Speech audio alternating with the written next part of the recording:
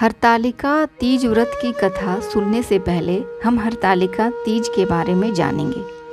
सौभाग्यवती स्त्रियां अपने सुहाग को अखंड बनाए रखने और अविवाहित युवतियां मन मुताबिक वर पाने के लिए हरतालिका तीज का व्रत करती हैं। इस दिन व्रत करने वाली स्त्रियां सूर्योदय से पूर्व ही उठ जाती हैं और स्नान आदि कर श्रृंगार करती हैं और पूरे दिन गौरी शंकर का ध्यान करती हैं।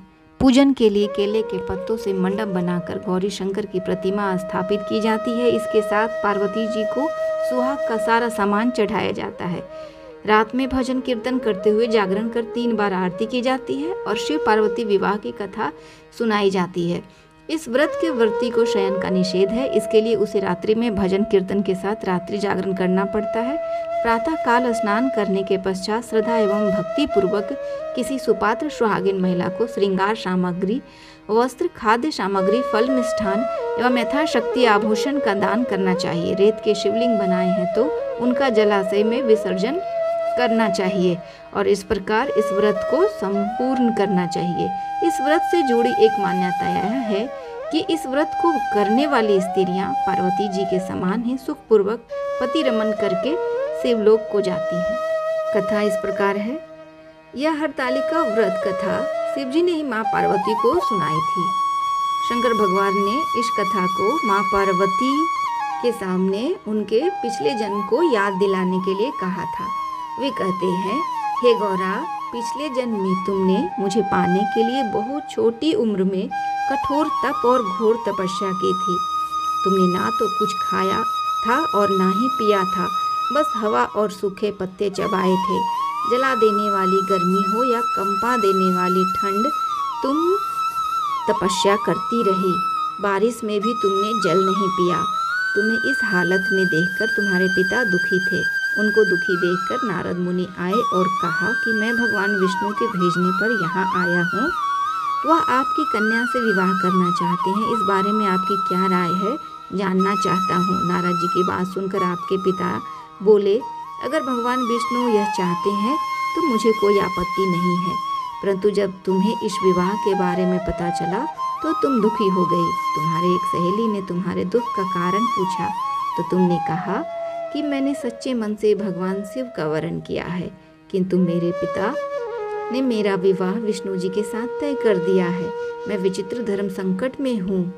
अब मेरे पास प्राण त्याग देने के अलावा कोई और उपाय नहीं बचा। तुम्हारी सखा बहुत ही समझदार थी। उसने कहा, प्राण छोड़ने का यहाँ कारण ही क्या है? संकट के समय धैर्य से काम लेना चाहिए। भारतीय नारी के जीवन की सार्थकता इसी में है कि जिसे मन से पति रूप में एक बार वरण कर लिया, जीवन पर्यंत उसी से निर्वाह करना चाहिए।